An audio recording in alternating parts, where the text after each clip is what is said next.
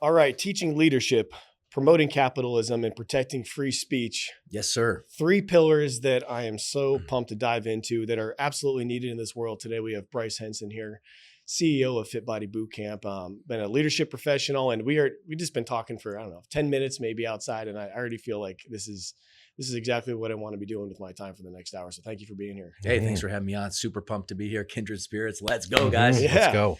Well, let's just dive right into these three things here, because like I mentioned, if you look around the world today, there's a lot of uncertainty, a lot of chaos, a lot of worry. A lot of people are scared. It doesn't matter what side of the aisle you're on. Everyone thinks the world's ending. Somebody's probably right. I don't know who it is, but I really do believe that you nailed these three pillars here of leadership, capitalism, and free speech. If we can at least keep those three things, I feel like we're on pretty solid footing. We're on pretty solid ground. So how did you come up with those three? And what does that mean to you?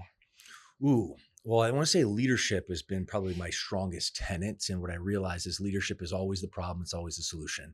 And in business, in the battlefield of business and life, in the boardrooms, if you can lead yourself, then you're better equipped to lead your family. And if you can lead yourself and lead your family, then you're better equipped to lead an empire. And me being the CEO of International Fitness Brand, I certainly wasn't always a great leader. In fact, far from it. I could barely lead myself for a long period of time. However, what I learned through self-discipline, through tenacity, through self-development and growth, that if you can develop yourself, because leadership is an inside game first and foremost. People always asking, hey, how do I acquire different leadership skills? Which is a good thing, because leadership is an acquirable skill, just like riding a bike or learning a language. But at the end of the day, it's an inside job. And going through self-mastery and self-growth, what I realized is I could develop my leadership skills. I could have a bit bigger impact on me, my family, my community, my business. So that's been a really strong tenet of leadership in my life.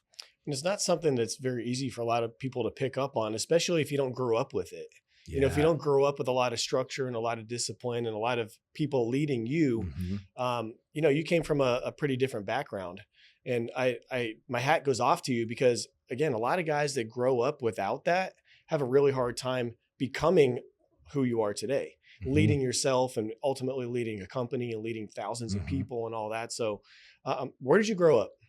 Yeah, I love that. Thank you. So originally from the Midwest is where I like to start the story, and that would be probably the fabric. My first 10 years were spent in the South, in Atlanta, Georgia. And I always say I used to I come from humble beginnings for first world standards. I always like to enunciate first world standards because later in my life, when I was about 25, 27, actually, I moved to South America, and I saw the difference between third world standards and first world standards. And my friends, the big message I want to articulate is there's a difference, and it's important we never confuse the two. So in any case, though, the first 10 years of my life was spent in Georgia, in rural Georgia. I spent a few years living in a trailer park. It wasn't because of my mom, who's this amazing, sweet, salt-of-the-earth lady from the Midwest, but my father was a drug addict, addicted to alcohol and gambling, not the trifecta for a good family upbringing. So when I look at that part of my life, volatility was the name of the game. And it wasn't always bad, actually. My father had an inheritance, so he had a little bit of money at times. But if you've ever, had a parent or someone that's, I guess, overseeing or guiding you that has a problem with addiction or alcoholism, it can be very volatile. So because of that, my first 10 years, I saw a lot of volatility, and, the situation, the frustration, the arguments were mounting. My father's alcohol abuse was, getting worse. But I was still young at the time, but through a very traumatic situation, enough got to be enough. My mom, thank God, she got out of Dodge with her life and her 3 kids, myself and 2 siblings. And then the following 14 years I spent in the state of Michigan. And thankfully, by the grace of God, my grandma took us in, because without her, we would have probably been living on the streets or a shelter, even worse. But that was really the first, I guess, the first part of my life. And while it was challenging, at the same token, it taught me the man I don't want to be, which I saw that blueprint, someone who couldn't take accountability, couldn't take ownership, which I think is the essence of leadership. But it also, too, bonded with my family. I always believe that adversity creates strength. In fact, my leadership philosophy, Justin, is turn adversity to your advantage. And really, if I look back at that life, I took that adversity and I made it my battle cry. Sometimes people are like, "Oh my God, I'm so sorry your father was in that situation." I was like, "No, I'm so grateful for it, because it made me the man I am today." Are you the oldest sibling, youngest? You oldest, are? Yeah. Yeah, me too. So you had two? Brother and sister? Right. There's 3 kids. My brother's 2 years younger than me. He's actually the executive director of coaching for FitBody Bootcamp. So It's awesome, kindred spirits there. And I have a younger sister as well. That's funny. How much younger is she? 2 years, and 2 years. So I'm the oldest, so 4 years total apart. So It's almost that's exactly the me and split. my brother and my sister. Oh yeah. I'm the oldest. My brother's 2 years or 3 years, depending on the month, behind me, and then my sister's is 2 years behind Look at him. that, man. I'm wondering if that's something that kind of started to teach you leadership as a kid, because I think it did for me. Like as an older brother, sometimes we can kind of get away with more, or do what we want because we're bigger, we're older, Mhm. we have the little bit of life experience that they don't have yet, and we use that to our advantage. But that in a way is starting to teach leadership, 100%. even if we don't realize it. 100%. And it's interesting. It definitely taught me that. But I would say, and I don't know if this is factor installed, maybe it's like the firstborn, but I always felt responsible. And if I take a step back and you look at the most successful leaders, leadership is about owning it, right? It's not about the blame game. It's not pointing fingers. That's, Bryce 1.0, ineffective leader. An effective leader mans up, takes full responsibility. And I think, thankfully, I always felt this responsibility myself. Seeing my mom in this really chaotic situation, I felt responsibility to her. I started working at the age of 11 just to be able to try to support the household. I felt responsible to my brother, my siblings. Today, I feel responsible to my company.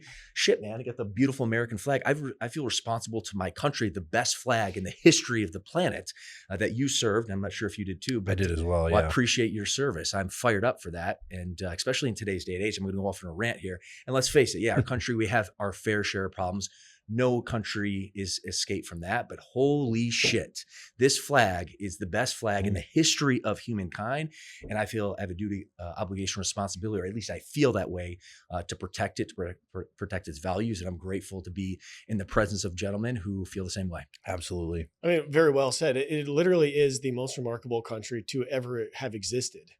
And the fact that we are in it now, and like I would say in our prime, you're 41, I'm 40, he's 36. It's like we are, I believe, at exactly where we need to be, because we have the ability to lead. We have the ability to show people what it's like to own who we are, what we do. Mm-hmm. Like we're in a great opportunity zone, if you will, like especially with our age right now, to where guys that are younger, guys and girls, like especially in their 20s, they look to us like we're kind of the older guys now, right? Totally. Yeah, but we're not. We can still kick their ass. Hell yeah. But we have enough. Not enough. You can never get enough. We're always students, like you said right before we started here. But we have enough experience to where we can help those who are still coming up behind us. Oh yeah. But we're also now able to, in my opinion, see the guys that are above us, 50s, 60s, even 70s, like, okay, I see what my next couple decades are. Let me learn from you now. Mm-hmm. I really like this sweet spot where I'm at 40, being able to be so effective with everything that we do, Totally. And like if someone's listening and they're 40 and they're like, well, I don't feel like that. I feel like I'm lost. I feel like I'm old. I feel like I'm sick. Well, like, dude, you can turn that around any day. In that particular situation, my guess, and I'm not here to shame, at the end of the day, I'm glad you're listening to this podcast. You need to listen to this podcast to put your, mind with positive information. But my first thought, if you're listening to this, right, you're struggling, you feel like you're lethargic, you need to get your fitness in check. Mm-hmm. And because from my perspective, your fitness is your foundation. In fact, if you look at it, we have a leadership void in our country right now. And I can see it for two different ways. Number one, from the physicality, which I'll talk about in a second. The secondary is the emotional aspect. Mm-hmm. I mean, you just flip on social media, you see people playing game, pointing fingers, this, that, and the other. There's a lack of emotional intelligence, which is crushing from a leadership perspective. The second thing is the physicality. 80% of our population is either statistically obese or overweight. Like 80%, which shows me the first principle of leadership is lead you, having a hard time doing that. So if you're listening to this right now and you're in that spot, it's okay. We're not here to shame you. We're here to inspire you. Right. But now is the time. Take back control. And at the end of the day, if you dial in your fitness, you will dial in your life. Yeah. And there's no losing side to it, right? You can always get into better shape. You can always become more capable. And because with that comes better energy, better confidence, like everything starts to level up. So to that person who is listening, like you can literally do something about it right now. Today. Don't eat that shit you're about to eat if you're about to eat something bad. Or if you've at least walked or done something with your body today, start to take care of your body, which is why we say earn it all, earn your booze. Like no matter what we say, even if we're like talking with someone on a financial podcast, it still starts with physical fitness. Yep. Like we use the body to beat the mind into submission that we believe we can go to the next level, but it always comes back to physical fitness. Amen. It's also the ultimate lesson in delayed gratification, which is something that we talk about a lot. and is a cornerstone of leadership and accountability is understanding that the things that I'm doing right now, I'm not going to reap the benefits of right now. The benefits come later. And that's a great message. And it's interesting in today's day and age, like Amazon has ruined it for us, Oh, right? God. Because like the younger generation, I mean, we experience the same benefits as Uber well. Eats, But just like fucking- everything's yeah. on demand. So Josh, to your point, or excuse me, Adam, to your point about, delayed gratification, holy shit, that is the name of the game. Yep. Yeah. Everything's instant, Instacart, Instagram, Netflix, all this stuff. We get it right now. Like I can have everything right now. And your health is the only thing that you can't pay for and get delivered to your house. And it's like that. And that is the number one lesson you will learn in that is that delayed gratification of, okay, I'm going to put in this work and I'm going to continuously do this stuff. And it's an investment and it's money in the bank. And it's another check in the box to 5 years from now. When I look in the mirror, I'm going to really, really like what I see and I'm going to really feel good. I'm going to really operate well.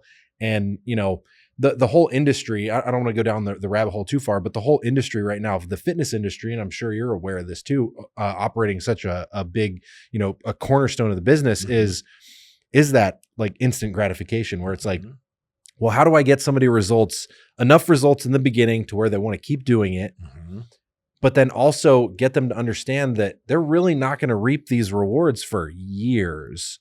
Like this is if you're out of shape in your 20s, and you get into shape in your 20s, you're not going to reap the benefits until you're in your late 30s. And you're not going to reap the benefits from getting in shape in your late 30s until you're 50. And you're not going to reap, yes, you can have some immediate health marker benefits, stuff like that, but you won't really start to see the ancillary effects, of that fitness for years. And it's hard to it's hard to get people to take action on that when they have things like, Uber Eats and anything that's instant right now, Totally. Yeah. Way, easier said than done, but it's just, at the end of the day, if you want to take care of your life, if you want to take care of your family, you got to take care of you first and foremost and dial in your fitness. And to your point, everything will change. Totally. All right. So you started working at 11. Yeah. So what did you do when you started working and how did you get from having to work at 11? Because a lot of 11-year-olds don't work, right? Yeah. But you started working at 11 and you find yourself now a couple decades later leading a gigantic fitness company doing very well. Yeah, thank you. How did you kind of make that transition in? Because a lot of people don't see the path. So how did your path get you from there to here? I love that. I appreciate the question. Wild ride for sure. I feel going back to the feeling of responsibility, like when, our world changed seemingly overnight and through a chaotic situation, my mom escaped my father's grasp in Georgia and then we moved to Michigan. We landed with my grandmother again. I'm so grateful for that angel looking down from heaven because without her, the situation could have been worse.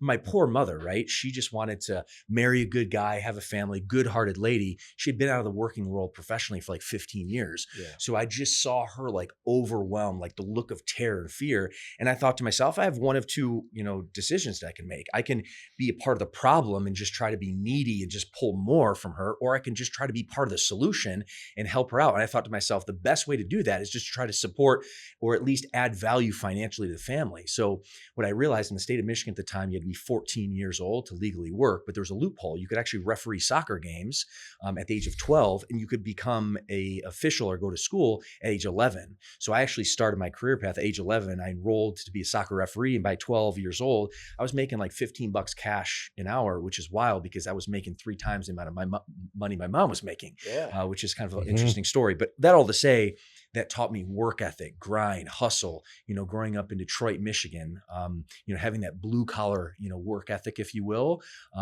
Michigan is not my favorite place, truth be told. However, there's a lot of value there. And I look back grateful for that particular experience. But that all said, as I graduated or put myself through high school initially or in college, I used to donate blood plasma. I was always just like scrappy, just hustling. You put yourself through college? I did. Yeah. Nice. Yeah. And I just realized, if it has to be, it's up to me. So let's go. And so scrappy. So I, again, had tons of jobs. And the reason I had tons of jobs is because I didn't have enough money to afford a car and car insurance and all that. So whenever I'd go to school for a semester, I'd get a job there. And then when I go back home for the summer, I get a job there, donate blood plasma here because that was quick money. So I was just, scrappy and put it together. And I think the message there, to your point, if you're listening to this and you're stuck, do what you have with do what you can with what you have. I'm going to say that again. Do what you can with what you have. Because everyone, thinks like all the stars have to be aligned. Bryce, you're a CEO of a 8-figure international fitness franchise. It was always easy. Dude, looking at this table, it's not easy. Life is hard. You got to freaking earn it first, which I love the ether of this particular show. But that all to say, I developed a strong work ethic. Now, when I ended up graduating from college, I got an internship in Los Angeles, California, which turned into a full-time sales job. And I was excited to be in California, the palm trees, the blue skies, the beaches, everything that LA or California, specifically LA, has to offer. But gentlemen, one thing they don't tell you when you're 21 years young, 3,000 miles from home, little professional skills, didn't have fitness in my life. In fact, I used to joke that I was allergic to lifting weights and fast food was a staple of my diet up until I was about 23 years old. So my first 2 years of living in LA, which I think is a good learning lesson in life, was a bit rockier than I initially thought. In fact, I had more dark days than good. Primarily, though, I told you all the other circumstances, but I didn't have fitness in my life. And that was the foundation. So 2 years passes by and a fortuitous situation happened. One of my best friends from college, his name is Adam. He's my first fitness mentor. He had the 6-pack abs, the glistening muscles. All the girls loved him. I certainly looked up to that. So he moved out to Southern California. We decided to live together. And it took me about a few months to finally muster up enough courage to say, Adam, you teach me a little about this fitness thing. And he turns to me and said, Bryce, I thought you never asked. But if we're going to do this, we're going to do it right. I'm going to put you on a 12-week program. You're going to lift what I want you to lift. You're going to eat what I want you to eat. And after that 12 weeks, if it's not for you, all good. But I don't want to waste your time. I don't want to waste my time. And I'm so glad he did, because we all know starting anything new, you're going to face adversity. You're going to face challenge. Like, I was allergic to lifting weights, right? So it wasn't my cup of tea, but I put through it. I put one foot in front of the other. In fact, this is why I'm a huge believer in coaching, because that coaching, the accountability, what I've learned about human nature, many times we will disappoint ourselves, but with the social pressure and the way humans are tribal, we will have a harder time disappointing others. So from that coaching perspective, it was a game changer. And I trained with him for a better part of 2 years, but over 6 months, I just changed my life. I dropped 20 pounds of body fat. I put 20 pounds of lean muscle on. I ended up going from the lowest performing sales rep in my company all the way to the highest performing sales rep in the company. And guys, it wasn't the sales script. It wasn't the follow-up process. Right. It was one thing. It was the way I showed up, because the confidence, the energy, the enthusiasm. So this is why I don't want to get on my high horse. But if you're listening to this and you're struggling, the first thing you need to do is dial in your fitness. When you dial in your fitness, you'll dial in your body, your physiology, your mindset. You'll show up differently. And really, I mean, that was the foundation to kind of put a bow on the whole story and how I ended up becoming the CEO after that particular experience. I was just living a healthy and fit lifestyle. Never thought I would go into the fitness industry. In fact, my sales career was blowing up. Everything was going well. But about 2 years in the journey, some dude walks up to me at the gym and he introduced himself and he started asking me questions about fitness, nutrition. And I turned, I'm like, wait, me? Like, you're asking me? And this light bulb went on, because I had the imposter syndrome, right? Like, I never coached anyone before. In fact, my identity was still like on the path to be learning and being, living the healthy and fit lifestyle. So I thought, man, this is something cool. Maybe I can give this gift of fitness back to other people, but never in a million years I think I was going to do this full-time or with a full-time focus as a profession. I just thought maybe I get certified. I ended up finding National Academy of Sports Medicine, the gold standard in certification here in Phoenix, Arizona. And I thought maybe I can get certified and then train some clients in the nights and weekends, make some extra money and do good for humanity. And that's what I did. So I enrolled myself in National Academy of Sports Medicine. I started training some clients on nights, weekends, and updating my Facebook profile to certified personal trainer. I was fired up. I was ready to go. And you'll never believe, I started receiving ads from this gentleman named Bedros Keuilian, who just so happens to be the founder of FitBody Bootcamp, my business partner, mentor to this day. And this is 12 years ago, 2012 at the time of this taping. And so I started following along, like his content, how to open a fitness business, how to launch a fitness business. But with my newfound focus and confidence in fitness and all that, I always wanted to learn abroad or live abroad, learn a different language, have a different perspective. So I decided to take a 2-year sabbatical. I moved to a little island in the south of the world called Florianopolis in Brazil, and ended up meeting my beautiful wife, who's with us in this particular room. I had this amazing life experience, but also very challenging life experience. When you move 7,000 miles away, you don't speak the language to start. But going through that experience, like, it forged me. In 2012, when that experience was finishing, I started paying attention to this little thing called FitBody Bootcamp that Bedros was talking about. And he was transitioning it from a licensee program to a proper brick and mortar fitness franchise at the time. So I put in my expressions of interest. I followed along. And the summer of 2012, I did the most exciting thing, but the most terrifying thing I possibly could ever have done. and I invested my life savings in this little dream of business ownership called FitBody Bootcamp. And I'm going to tell you the highlights. Cool. There was a lot of lowlights and learning lessons along the process. So you bought a franchise? I did. Okay. Ended up scaling to 5 locations, having a lot of success, a lot of lowlights and entrepreneurial learning lessons and scars, but ultimately got on Bedros' radar. And after 5 years of being one of his most successful franchise partners, he reached out to me eventually with the VIP and then eventually the CEO offer. And that's how this broke out of shape guy from the Midwest became the CEO of International Fitness Program. Dude, well done, man. That's Thank awesome. You. Thank you. So big question for you here is you start, working at 11. And I'm taking notes here. Like, you're working multiple jobs. You got yourself a coach. You got into great shape. You put yourself through college. You're doing all of this stuff. Like, what was it that was driving you to do that? Because a lot of guys don't have like a big purpose or a vision. Like, did you know like what you wanted, or did you just know that you needed to do these things and you're kind of figure it out? Like, you were going here, but you probably didn't know where it was you were going. So what was like pushing you and driving you to do so much? That's an incredible question. And I would say it's interesting. I turned adversity to my advantage. So the first 10 years of my life, on one hand, it was volatile. The other hand, my mom tried to shelter us as much as humanly possible. So we were living this kind of like fantasy facade life. Sometimes it's good, sometimes it's bad. My mother tried to like protect us. And I was a young boy at the time. But then when shit got real and literally my life changed, it literally went from like from day into night overnight. And seeing that dichotomy, literally our resources changed. It was a very, very hard ending, or a tough landing, I should say.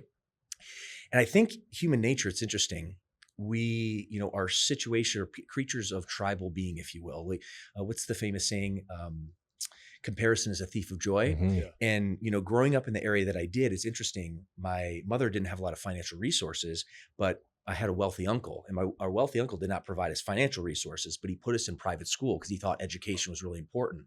So there I was, like 9, 10 years old, going to private school, clearly in a very socioeconomic different background than the rest of my classmates. And what that did, it showed me, is actually the best thing ever. It showed me what was possible, because I feel like sometimes now, like kids in the inner city or really impoverished areas, they don't even know what's possible. I saw what was possible. I was like, holy shit, like that's possible. On the same token, I saw the gap. And I was like, we are in a very different situation. And I think that gap was painful. It was super painful to go through, but it installed in me drive, like discipline, fortitude. And I think that's just been my fuel. And for the longest period of time, if I'm being honest with you, my motives have changed, but I wanted to prove my father wrong. I wanted to prove all my classmates wrong that looked at me kind of like, hey, the poor this guy, like he has come from a rough family. No. Like no poor me. Like, right. I'm okay, And I think for the longest time, Justin, I wanted to prove myself.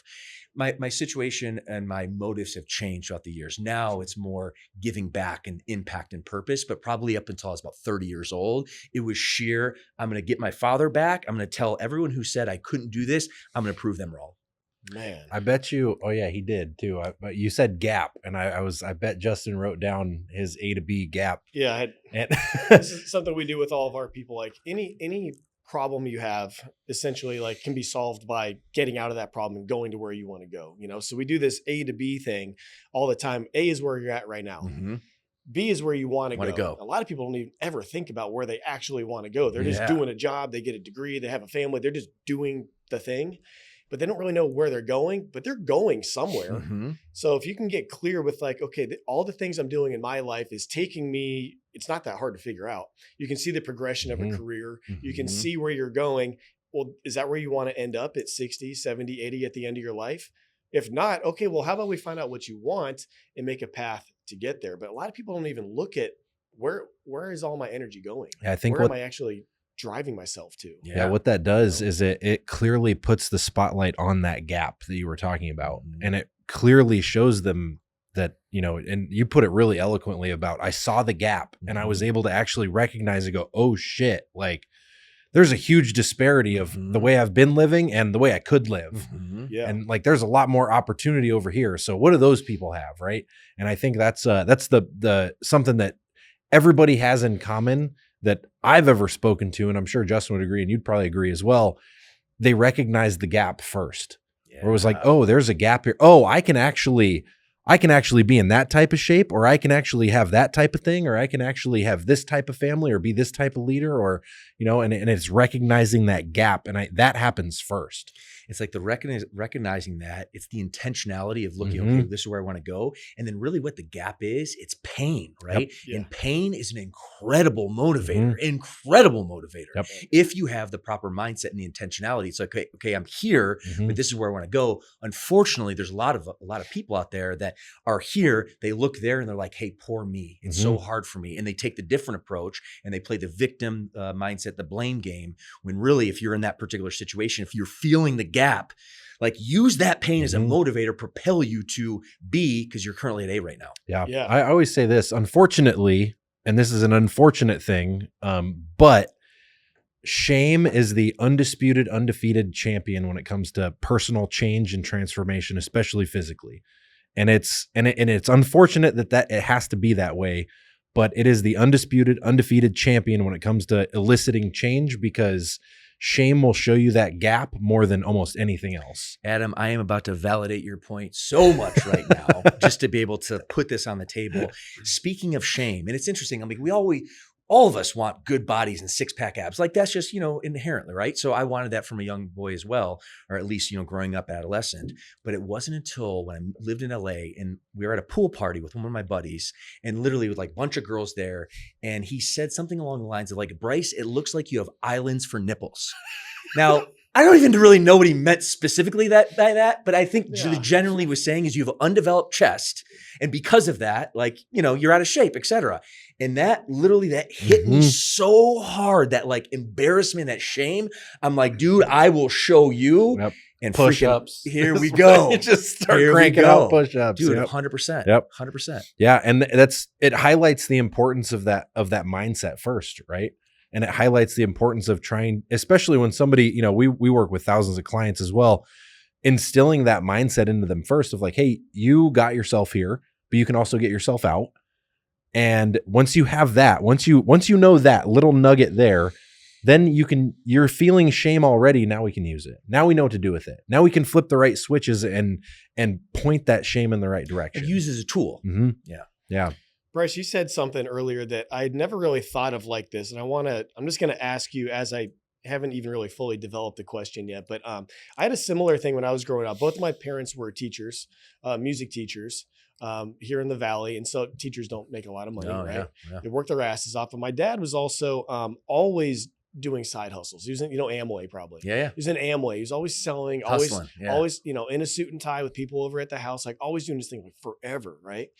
And he worked at that forever. But at the same time, I had an aunt and uncle who were wealthy, mansions and Porsches and, vacation houses in La Jolla and all this kind of stuff. So I was able to kind of live vicariously through my aunt and uncle because they were so gracious enough to take us everywhere. Oh, yeah. So even though like my parents got the summer off because they were teachers, normally we'd probably just stay at the house and play in the backyard or do whatever.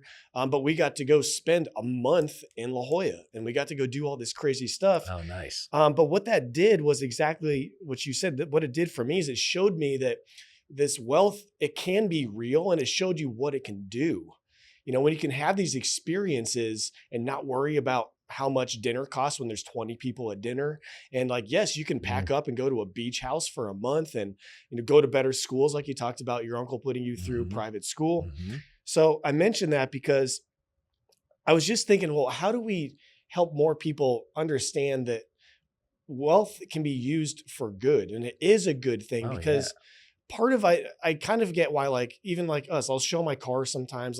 I try to show like that, like what we're having, like can be earned. Like it's a nice life, like you can, and it's cool. Like my family gets to enjoy it and whatnot. But a lot of the times that just comes off like in a shitty way. And people are usually turned off and usually not inspired because like the only avenue is really to show it on social media. So I'm sitting here thinking, I'm like, man, how can we give more people? Because now there's at least two, maybe he has an example as well, two guys that had like a home life that wasn't super wealthy, but had an opportunity to experience what wealth could do.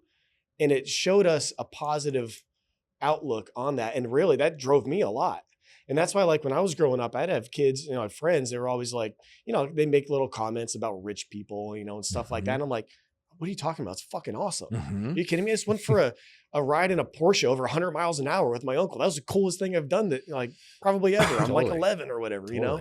Totally. I really want people to understand that like all the work they're putting in on themselves, starting with themselves and their fitness, their business and everything can actually manifest into them being the rich uncle or the rich aunt. It But a will lot of people manifest. don't Mhm. believe it, man. Yeah. And that's the craziest thing. I'll tell you, my experience was very similar, but I learned way later in life. So I grew up, I didn't know that we were poor, right? I didn't understand the gap. I didn't know that not having air conditioning or heat was like a crazy thing, you Mhm. know? I didn't know that people didn't have like cracks in their house that wind came through and shit, Mhm. you know?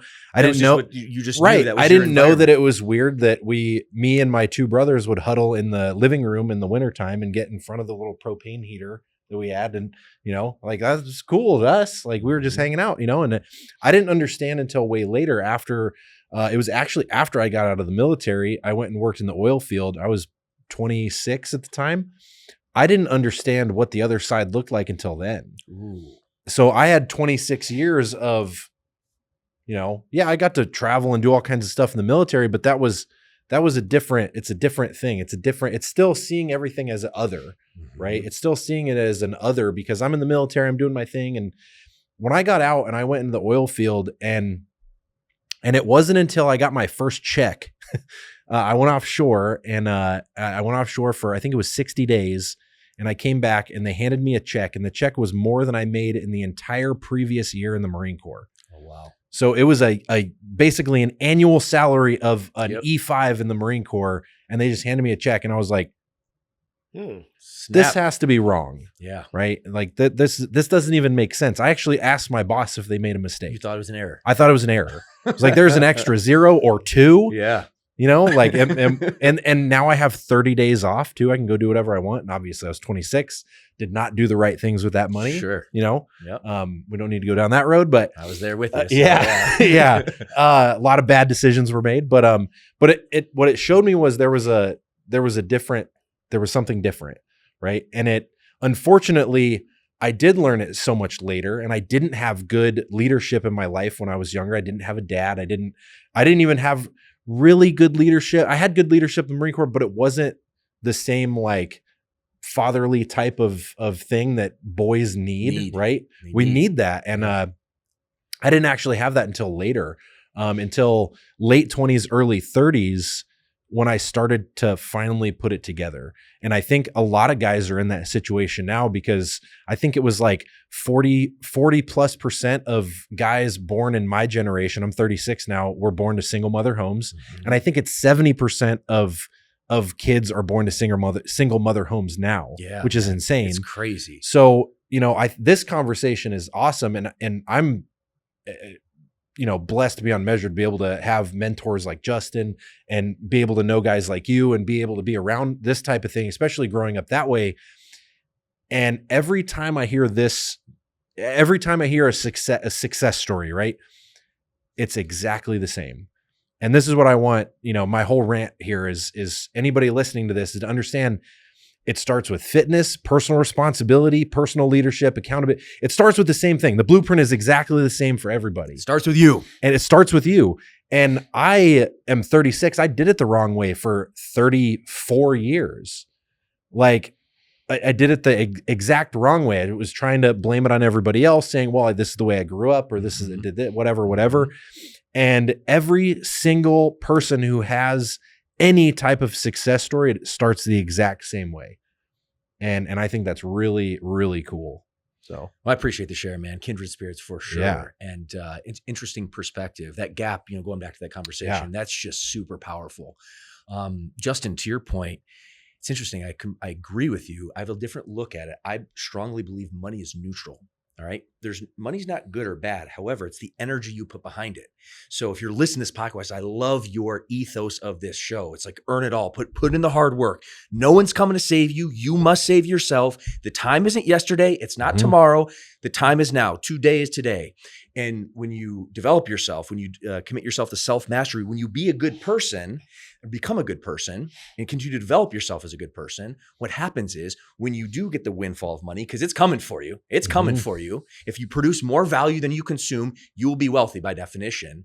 And then as you develop yourself from a self-mastery personal development and you're a good person, you will deploy that capital to help humanity. The opposite is also true as well. So at the end of the day, it's about self-growth, about self-mastery. It's about being a good person, which is the whole the essence of the show. And when you do that, you'll attract wealth, you'll attract goodness in your life, and you'll create more of it and live in abundance. Well, you just kind of made the case for your second pillar here, which is promoting capitalism. Oh, yeah. You know, like what I was talking about is people are, especially the younger generation, unfortunately, is seemingly turned off by the idea of having money. You know, they're looking for handouts, they're looking for things, or if they're not doing that, they're just viewing people with money as bad or evil or greedy or corrupt or something like that. But capitalism is the only way to go. Meritocracy. Like if you're good, you get fucking paid. If you're not, you don't. Like, and we're just talking money here just for an example, but like capitalism, I think when people talk about capitalism, especially the younger generation, it's usually around money and banking and stocks and all this kind of stuff. But it really gets back down to the fabric of the country and what we're talking about here with personal development. You know, like if you want more money under capitalism, you can earn it. If you want to be healthier and stronger and more capable, you can earn it. The capitalism ethos, if you will, applies to all of these pillars. It applies to everything. So if we lose it, what do we even have at that point? I think everything else will erode. If we lose capitalism, I believe everything else will erode behind it.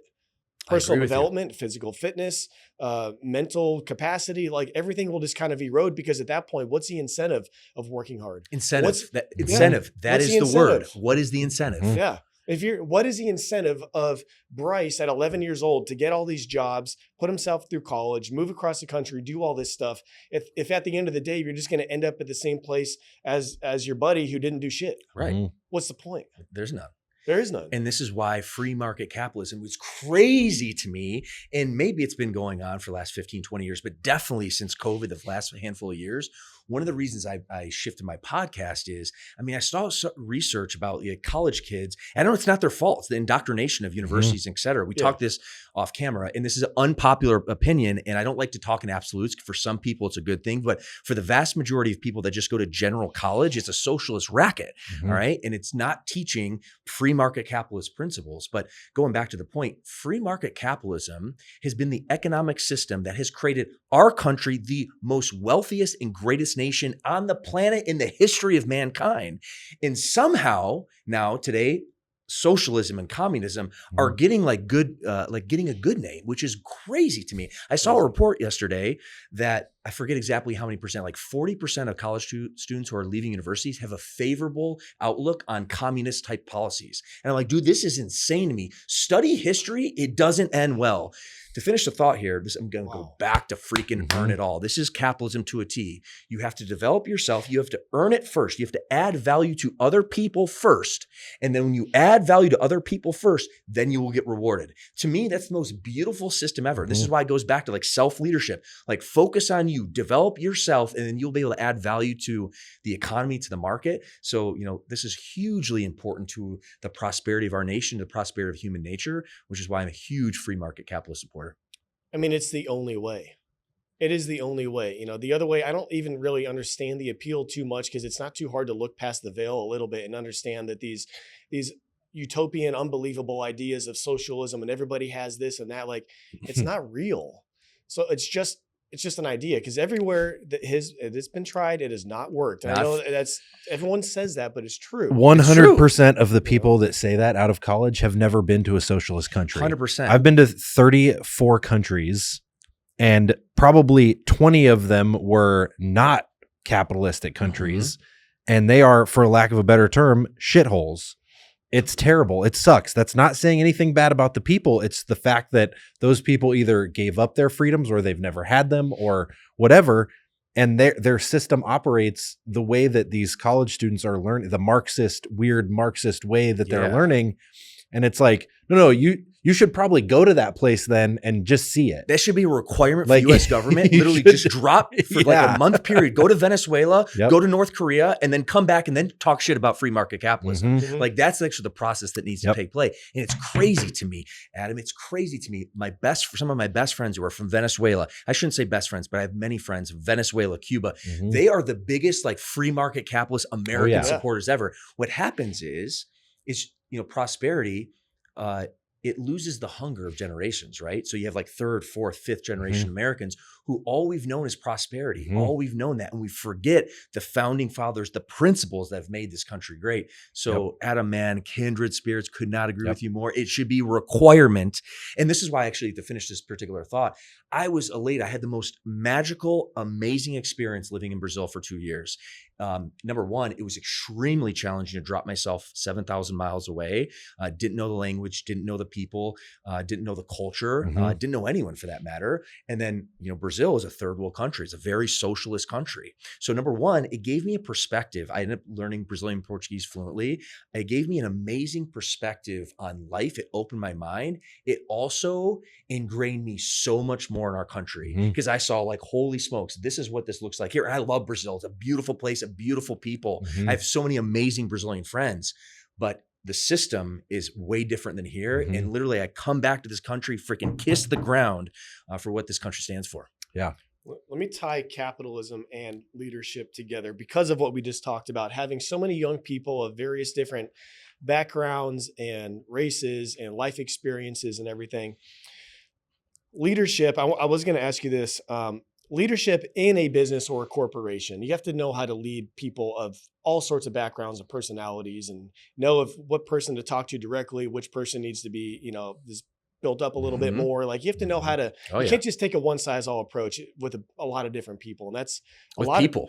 Yeah. With people in general. And that's a lot of what I did when I was at Lockheed Martin. I had my name painted on the side of a fighter jet because I was in charge of that jet. We were testing it. It's a brand new stealth fighter jet.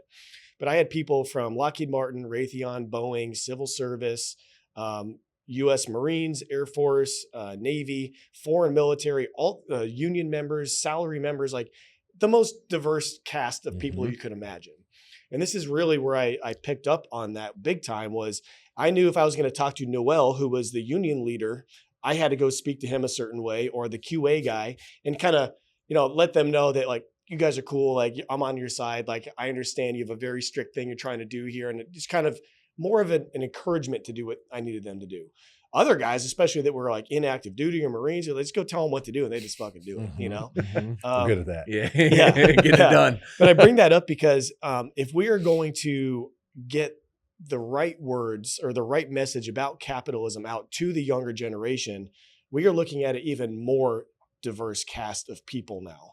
So I think this is why it's so difficult to get the right message out, because a lot of the guys that are like, thought leaders in that space, like say Charlie Kirk, huge following. He goes to all the colleges, he does his thing, but he does a really good job at talking to people that don't think like him. And a lot of people don't.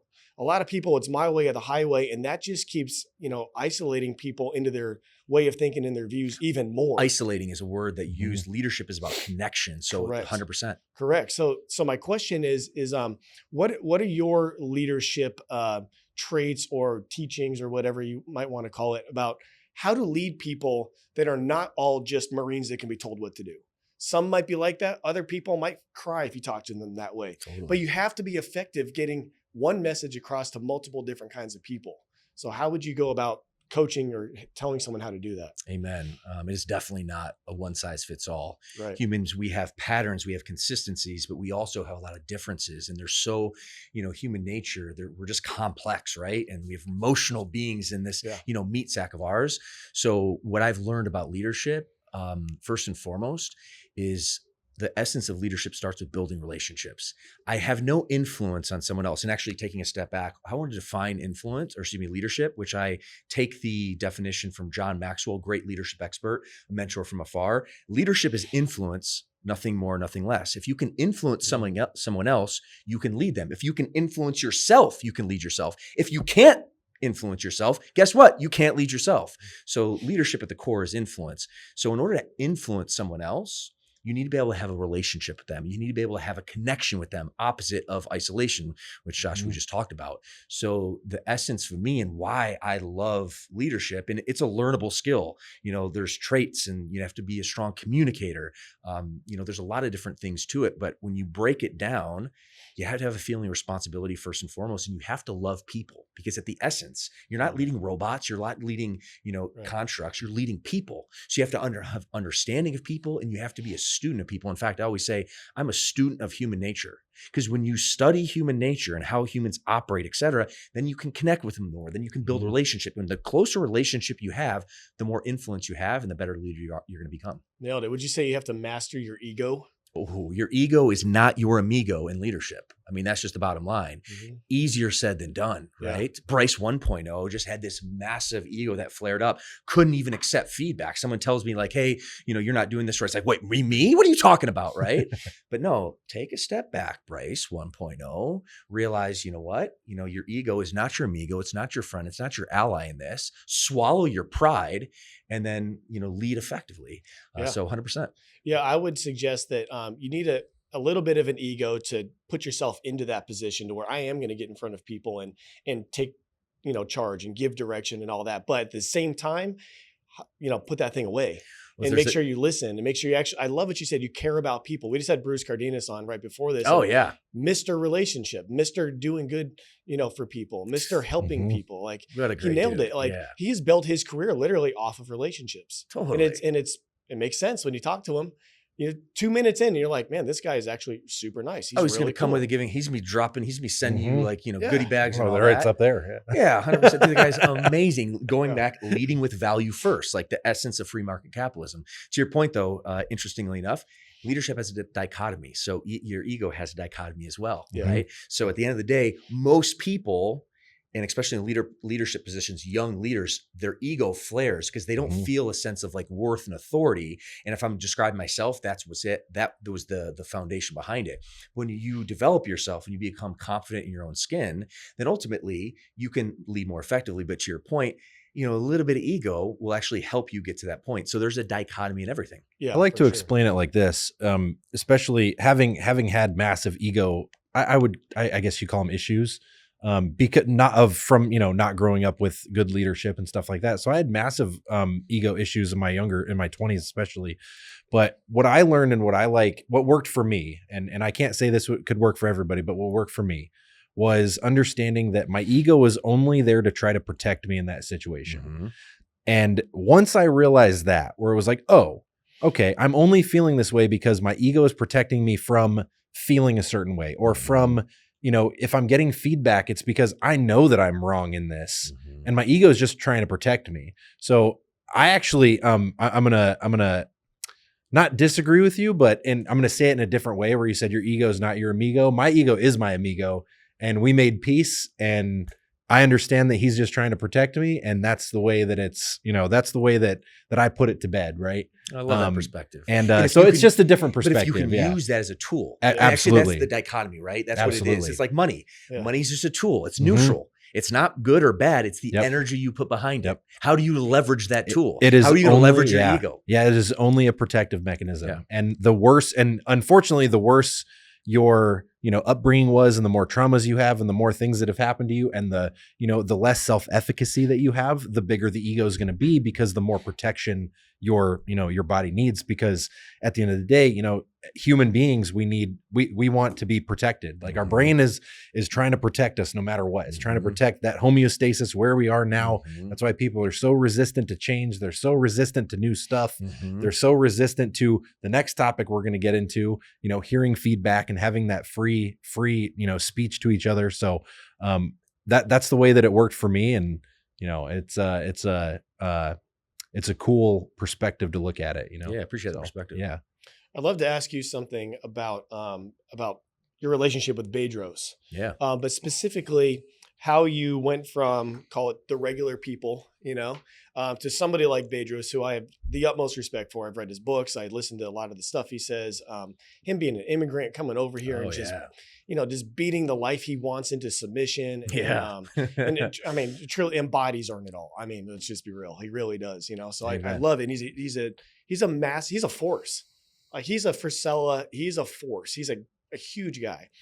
So the question is how, as you were, I know you got in, it was super smart. You bought the franchise. Yep. You showed him what you could do, spent 5 years as an operator, got his attention. That's meritocracy. You've earned the right to have his, his eyes on you, to see how you run your business. But for guys that are like out there and they're like, man, I love whoever it is, Andy Frisella, Donald Trump, Bedros, like these big names.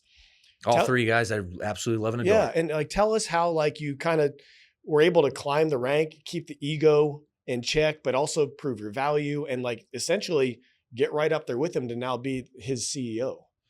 I appreciate that. And I definitely share in all your sentiments about B, man. He is just a force and super grateful for him. Not only our relationship, but his impact on this planet. Yeah. It's interesting. I'm probably going to give you a counterintuitive answer. At least maybe your audience isn't expecting. I wasn't trying to get on Bedros' radar. I wasn't trying to, hey, I have the vision of being the VP. I have a vision of being CEO. It was the opposite.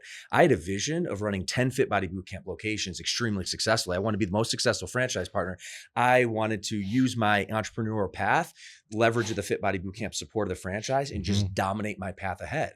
So that was my whole vision. I was not trying to get on his radar, but I was trying to be successful. I was trying to, forge my own path. I was trying to develop myself, develop my family, develop my business, my team, and my community. And as a byproduct, what I learned is people are watching. Yeah. People are watching. And would you show up with value if you, continue to, work hard and listen to podcasts like this, surround yourself with great people, good things happen. And that's been my experience for sure. So to answer your question, I wasn't trying to get his radar. In fact, the story is he's an incredible storyteller. He will tell you that I turned him down for a year when he tried to recruit me to be his VP. That is not accurate whatsoever. However, I was 5 locations in my 10 location journey, and he reached out to me. And at that point, we had a strong relationship, joining his mastermind, his coaching programs, dialed in one of his most successful franchise partners. When he sat me down, he kind of showed the vision of what that looked like. And I didn't say no, but I didn't say yes either, because I had my vision, like nose to the grindstone. This is what I want to do. Yeah. And over a period of not a year, it was probably about 6 weeks with maybe 3 meetings at Starbucks. What I look back and I realize is, you know what? Why am I getting in this business? Why am I doing what I'm doing? I actually took a step back and just journal. I'm a huge believer in my philosophy of stoicism about reflection and whatnot. And I was like, why did I get in this business? Well, I always wanted to be financially successful, going back to the earlier Bryce 1.0, to prove to myself, to my father, to my family, to my peers that I was going to be successful. So I always wanted to be that, but I always thought if I only want to be financially successful, I would have probably been in a high finance or commercial real estate, something like that. I wanted to leave a mark on the planet. I wanted to say, you know what? At the end of the day, I can make money a lot of different ways. I want to do it my way and through a product and a service that I absolutely adore. So that was kind of the vision I got in the business.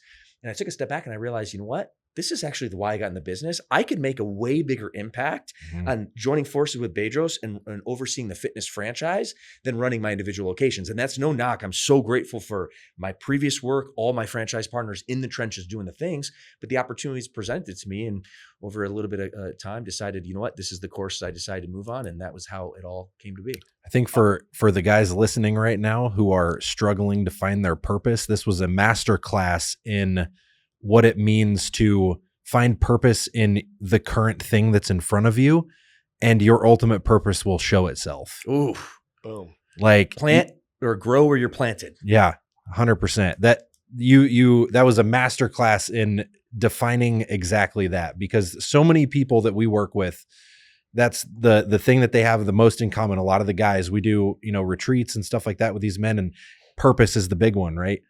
And this is something that I've been going around and around with, is like, no, find purpose in what's in front of you, and your ultimate life purpose will show itself.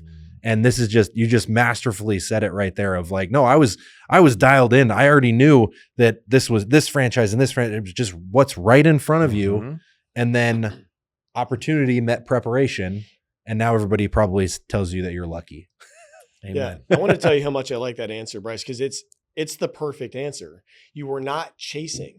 You were not trying to get after him. Like Bruce, who was just on, told us about the guys that do the best in EP, executive protection, are the guys that ignore the celebrity or the figurehead that they're supposed to protect. Yes. The guys that try to go to the gym with them and be buddies with them and get their number and all the, no, it doesn't work. The celebrity doesn't want them, and they're not doing the best job they're supposed to be doing anyways. And this is really how I've now that you've said it like that, this is how I've been operating for a long time. How so? I stay hyper focused on what I'm doing. I stay the course and just literally just do the best that I can at what I'm doing. And that has somehow over the years just attracted people that I highly respect, and I do want to be in their circle.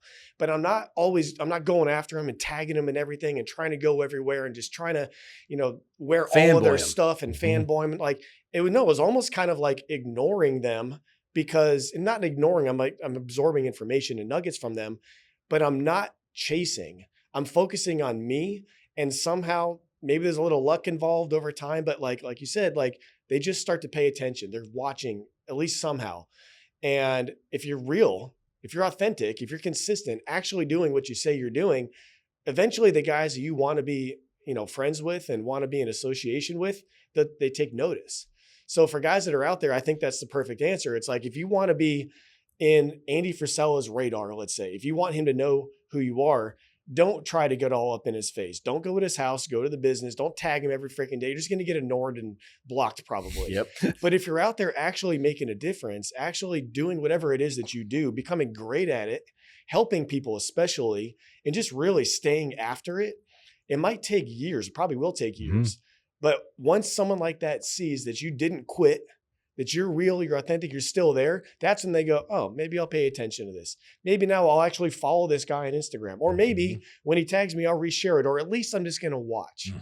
And I think that is the perfect way to do it, because if you put all your attention on getting to this person, you're ignoring all the shit you should be doing. Yeah. So if you put your attention on what you're supposed to be doing, there's a better chance that's going to happen.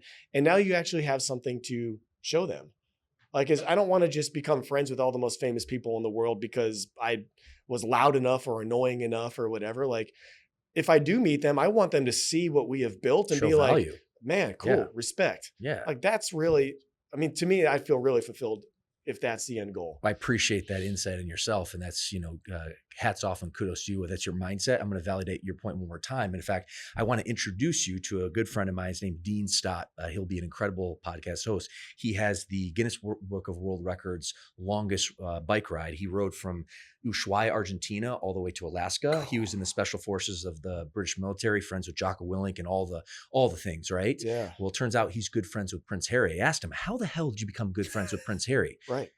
When Prince Harry was in the military, by the way, he has amazing things to say about Prince Harry in terms of the way he showed up in terms of the military. He didn't take, his status and clout. He did the work.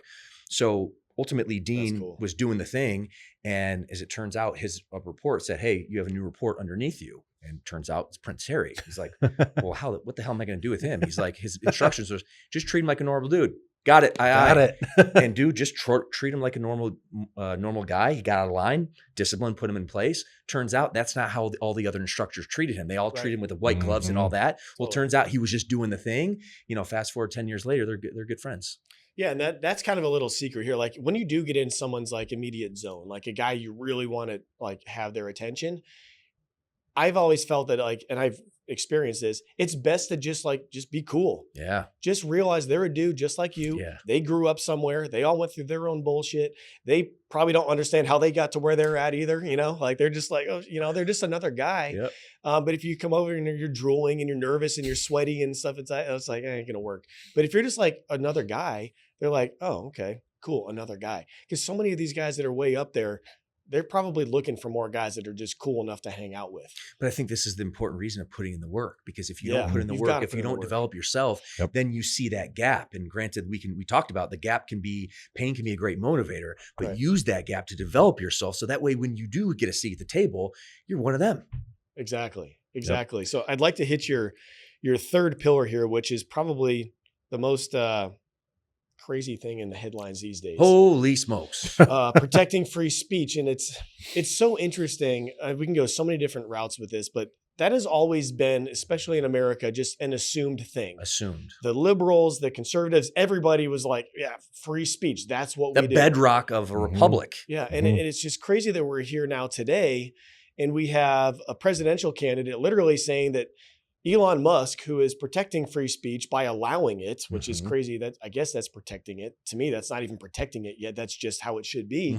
But that person needs to be regulated, needs to be potentially shut down. Absurd. Insanity. It's absurd to me. So How did free speech come into one of your core pillars? Because well, I think to your point, dude, this is just something I just felt so grateful to live in this country, and it was just assumed, right? It was assumed. It was assumed. Yeah. But the last 5 years, things have just gotten freaking crazy. And with COVID and seeing the censorship, and I felt it, like we all saw the censorship and all that, right? Like we felt it. But the straw that broke the camel's back for me was when Elon Musk exposed the Twitter files. When the US government, when our current administration is putting pressure on Twitter and Jack Dorsey originally, then Elon Musk opened that up. I thought there'd be riots, revolts in the street. Right. I was like, holy shit, nothing, like crickets. You know what? I'm going to start my riot. I'm going to start my protest right now. I'm going to rebrand my podcast, and that's going to be one pillar, like something I took for granted. In fact, it's the First Amendment, but also what I realized in business, we have a trademark, FitBody Bootcamp. We're an international fitness brand. Is it turns out, even though we have the trademark, we filed for it, if we don't defend it when someone tries to pursue it, eventually we'll lose it.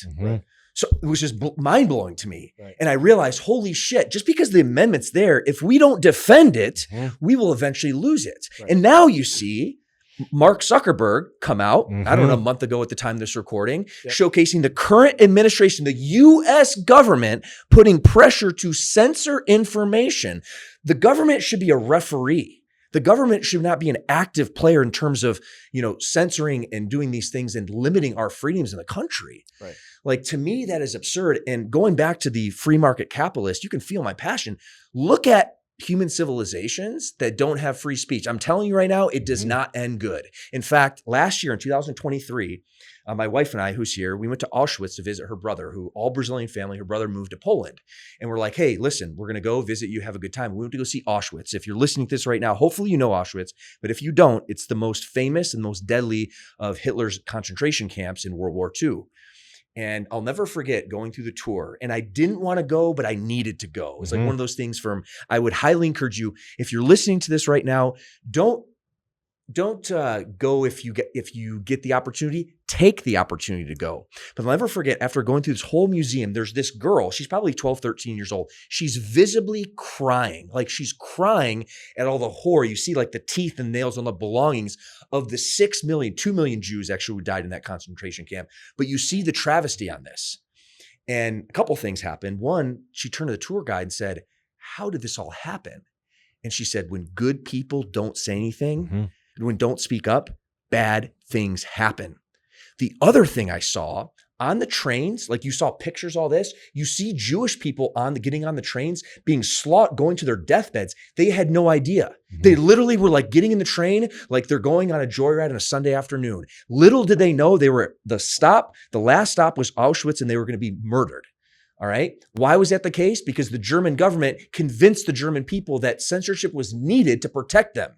Now, the problem is governments, whether it's tyrannical governments or leaders, they'll always put some sort of facade on why censorship is good. For sure. Protection. It protect the population. Yep. But at the end of the day, history will show you this. And we know, I'm talking to kindred spirits right now, that you guys have protected the Constitution. I'm so grateful for your service. I want to hit that one more time. But it is just an atrocity to me to know that freedom of speech is being, I guess, attacked right now by our own government, by the current administration. But forget about the current administration, by the government in general. That is not a good thing, and that's not going to end well. So long story short, to put a bow on this is my protest by speaking about it on your particular podcast today, which I'm super grateful for the opportunity, and also making it one pillar of my show. Yeah. I want to bring it around in my own words here too, because you said something that was so perfect. Like, good people need to speak up about bad things or whatever, right? Yes. What we are at risk of right now is losing the ability to even speak up. Correct. We're about to lose the ability to have the first step. Correct. So this entire 2024 election could, and in my opinion, should be decided on protecting free speech. Amen. Everything else is just a bonus or is just an ancillary kind of other thing. If you don't have that, you don't have anything. That's it. It's tyranny. Like, communism's coming. It's not going to look good. Yeah, because we're not just losing men and women that are willing to speak up. We are, but we're also on the verge of losing the ability to even have those men and women speak up. If we do that, I mean, that's it. There's a wall. That's why our founding fathers were so ahead of everything. And I'm sure you guys will agree. They were brilliant with the First Amendment backed up by the Second Amendment. The First Amendment must be protected by the Second Amendment. And that's the whole, if they got rid of all the rest of them, we could get rid of the entire rest of the document. Your free speech needs to be protected violently sometimes with your Second Amendment right to bear arms. Amen. And it's the same, and this is, I wrote absolutist next to free speech because Me too. I am a free speech absolutist and I am a Second Amendment absolutist. So if in the Constitution, I have the right of free speech, I can say whatever the hell I want, whenever the hell I want, to whoever the hell I want, understanding that there could be ramifications. There's going to be consequences. Absolutely. And you have to accept those consequences. 100%. Yeah. On the other side of that, I have a right to bear arms. Nowhere in there does it say, but not this type, or but not this kind, or but not what the government has. Why can't, and this is some people think it's a funny thing to say, but why can't I own a warship? Why can't I own a destroyer? And people are like, oh, well, you can't, that's like a government thing. I'm like, yeah, but the government doesn't make those. A private company owned by a person like me makes those for the government. So why can't I own one? If it's just a matter of the money, well, fuck, I know what my purpose is. I know where the direction I'm headed. Warship. I want my own Navy. Cool. Why can't I do that? I totally can. I am an absolutist when it comes to this. And it fires me up with this because people want to take away the free speech because of the way they feel about it or the way that they, oh, well, that's mean to say or whatever. It's like, no. Free speech absolutist, but also I'm an absolutist on responsibility. If I say something that upsets somebody, that's my response. Hey, sorry, it upset you. That I don't care though. Well, freedom, the other side is responsibility, man. They're intertwined. Yep. 100% agree with you on this. Like, it is so foundationally important. And, Adam, to your point, I mean, I always had gratitude, right, for the country and the founding fathers, but over the last 5 years, like the gratitude has just exponentially magnified so much more. And you look back though, like how did they have this much genius, right? It goes back to the story. People from Venezuela, people from North Korea. Actually, there's only a few. There's 200 defectors from North Korea. Amazing gal named Yoon Park. She was on Joe Rogan's podcast. Holy shit, man. Talk about a patriot, right? When you come through that hellhole, right? Talk about a patriot. She loves our country so much. But our founding fathers, they were so brilliant, but they saw the tyrannical governments of the past. And they're like, dude, and I'm so grateful for George Washington. Dude, it could have been very easily King George. But he decided, you know what? We're going to go away with this tyranny and we're going to create a union for the people, by the people, this experiment of self-government where freedom is at the core. I am just so grateful. Didn't he turn down a third term because of that? He did. Yeah. He did. I mean, imagine that. Famously quoted, I forget, I was watching Petra Bet David's podcast recently, George Washington, Thomas Jefferson, all the key players in our founding fathers, free speech absolutists for the reasons we just discussed. Yep. And they knew that, and the reason why they wrote these documents, these amazing documents, that if people haven't gone to actually see these documents, like I go to Washington, D.C. and go look at the document, the actual document. Don't look it up on your phone. Take the time, make the effort, right? And go earn the right to go look at that document, because when they wrote that document, they knew that this type of experiment could only last for 300 and something years, because they studied history. And in history, this type of experiment only lasted for 300 and something years. But that's why they put the First Amendment protections in. That's why they put the Second Amendment protections in, because prior to that, there was no founding document for these civilizations to say, no, this is the law of the land. This supersedes everything. We could go back to almost every civilization on earth, all the way from Rome to all of them. They failed because of one of two things. Number one, the speech was taken away from the people. And number two, a tyrannical government taxed them into oblivion. Deflated their currency. It's just human nature, man. The patterns continue to. Yeah. And it's an 80-year cycle. If you look at the microcycle, right? Because 80 years is technically a microcycle in the grand scheme of things. Yeah. It's an 80-year cycle of, and I like to say it like this. It's an 80-year cycle of strong men creating good times out of violence. Those good times breed weak men. And those weak men breed hard times. And we're in the strong men have to come back. And then the strong men have to come back and recreate those good times with violence. And that's the only way to do it. I'm not advocating for violence in any way, YouTube. Okay. What I'm saying is that this is the 80-year cycle. And right now we need to, I'll say passionately, protect and speak out for that free speech, especially because if we lose that, we lose everything. Yeah. So, I mean, this is an amazing conversation. I just want to give one more point about USA. Let's go. Yeah. I mean, essentially what they did with that founding document is they enshrined rights, or every other civilization before that, for the most part, it was privileges given to you by the government. Mm-hmm. Our founding fathers were so smart and brilliant that they said, nope, this is a right. This is a right. This is a right. Because you can't take a right by the creator. away. Yeah. That's right. That's right. It's, exactly. It's life, liberty, pursuit of happiness. Like 100%. These are foundational rights. My daughter's middle name is Liberty. Oh, I love that. Yeah. But I think that's what's so great about this country. And I'm really glad that you're out there talking about these particular things. But on the other side of the coin, and our founding fathers created those foundational rights as our rights, right? Mm-hmm. But I feel like now, today's age, people now have this entitlement thought that they're, entitled to free college and free this and free that. There is no free lunch in life. At the end of the day, that always ends bad. It ends up in socialism and communism, et cetera. So I believe strongly in those certain unalienable rights, for that reason. The most important word that everybody forgets in one of the sentences you just said was the pursuit. The pursuit. It is the pursuit of happiness, not the outcome of happiness. You are not guaranteed. We don't care outcomes. You are not guaranteed anything except for the inalienable rights and the inalienable, I can't say that word, of the pursuit of this. But to me, that fires me up because I see opportunity. Yeah. There's no guarantees. Like, it's the American dream. It's not the American guarantee, but people are coming here because any place that can give you a guarantee, it's not worth it. It's not worth it. At the end of the day, there's no free lunches in life. There's no guarantees. Death and taxes are the only two guarantees. Well, that's why Canadians have guaranteed healthcare, right? But that's why they come across the border and just pay cash for stuff over here, because they're waiting 6 months, a year, 2 years sometimes for simple, simple procedures. And I mean, a part of me is like, you know what? We're going to operate in the way that we're going to operate. We're going to be just fine because we have this mindset. We have these things instilled in us. Let everybody else see what happens when it does happen. But then the other part of me is like, take a look at the flag and say, no, I don't want to let that happen here. It's that economy. I kindred spirits, man. Like, literally, these are thoughts that constantly go through my mind. The exact dichotomy. Yep. That tees up my final question for you. Love it. One is, how, Bryce, do you think we can help others see the light about everything we've talked about here? But then also, what can somebody do to help lead the USA in the right direction?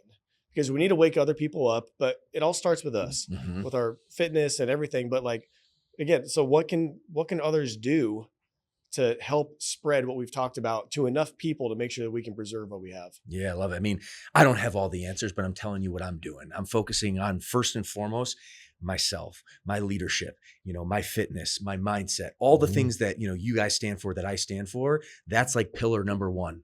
And then once you become successful, once your fitness is dialed in, then guess what? You're going to start generating more income.